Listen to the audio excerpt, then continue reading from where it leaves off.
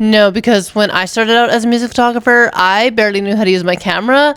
Never mind these things I'm about to tell you guys. Welcome back to Music Photography 101. My name is Kelsey. I've been a concert photographer for over 10 years, and I'm here to tell you how you're going to do it too. Today, I'm going to tell you guys about the do's and don'ts of music photography that you probably haven't thought of. All right, so we're going to start positive. We're going to start with what you should be doing, okay? All right, so number one is having a simple and solid method of sending your photographs. This is something I feel like a lot of people overlook. They just focus on taking the photos, editing, and not the actual delivery of them. Tools like Dropbox and Google Drive are a must. When I first started out, I was literally putting them on Facebook in a private folder and downloading them to my phone and sending them to people. It was so embarrassing. I do find Dropbox to be more universal than Google Drive. I find a lot more artists do use that. So if you can get familiar with it, I would recommend Dropbox. You want to really look professional. It's so smart to use something that everybody's familiar with. You don't want clients coming back not knowing how to access your photos. It's just such a smooth and simple method. So you should really sort that out before starting to work with actual clients. On top of that, it's just keeping your files organized. Label them by year, by month, whatever works for you. Just have them organized so you know exactly where to find them. The next,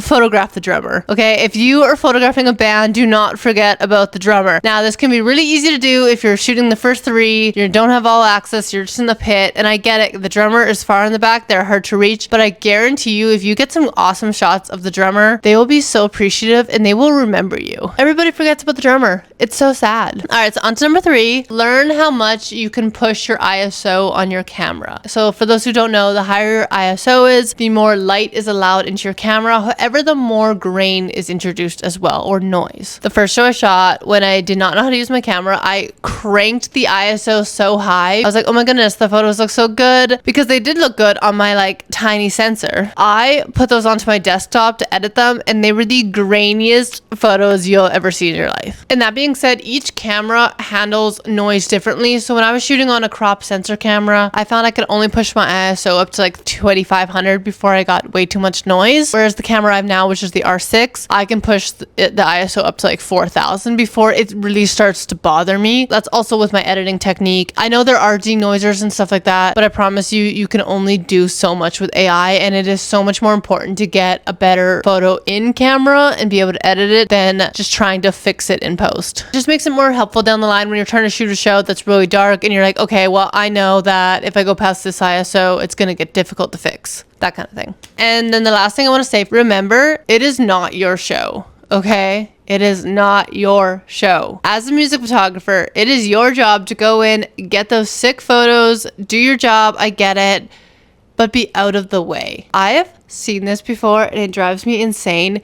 Never go on stage unless the band is aware and you have permission by band and crew to go on said stage. I've seen it before, like festivals, or even just sometimes when security is just honestly really bad, that photographers will just go on stage and take photos. There are so many moving parts to a show. Band members are moving around, crew members have to run in and out. There's so much stuff happening that if they are not aware or expecting you to be there, like, you're just asking to get hurt. You're asking to cause issues.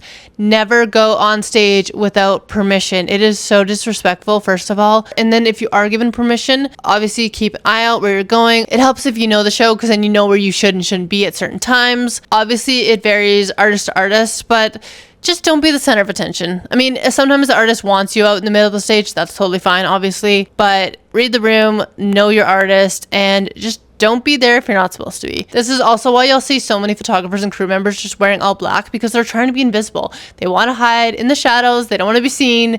It's not your show. All right. Now that last one was a little bit negative, and on that note, we're going to go into the don'ts. What you should not do as a music photographer, okay? We're going to start it very easy. Most people know this, but the number one rule is do not use flash. This kind of goes back to being it's not your show. Having flash is very distracting for the artist, distracting for the crowd. It just brings you a lot of unwanted attention.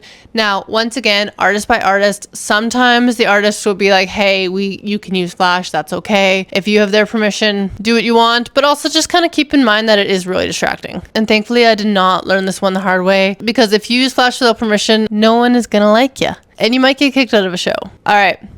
Overthinking your exposure. This is something I find so interesting. I was watching somebody edit once, years and years ago, where they were so concerned about perfecting their exposure that it was almost like ruining their photos. Like the photo looked better before they corrected it. So this is kind of where that's coming from. If you're coming into music photography with a background in photography, you might be trying to get that exposure just perfect. The thing with this type of photography though is that you are dealing with a lot of lights that you have no control over, and they're moving so fast and changing so much that you honestly just don't have time to correctly expose all the time. Obviously it matters to some degree because you don't want something that is so bright that you can't fix it, or vice versa. But my strongest recommendation is shoot with feeling. Sometimes it's okay if there's a bright light going across them, if it looks intentional and looks pretty cool. My go-to has always just been, does it look good?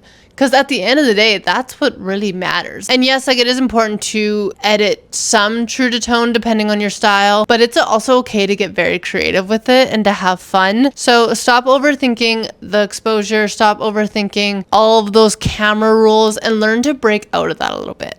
Now, thirdly, don't forget to back up your files. I have had this happen to me. I think every photographer I know has had this happen once, where their hard drive has crashed and they have lost some, or if not all, of their work. External hard drives right now, the price of them is terrifying, but they are important to have, and it is important to back those up onto multiple drives because they break, stuff happens, technology sucks sometimes. You never want to have all of your files just on one source, because if that goes, what do you honestly do?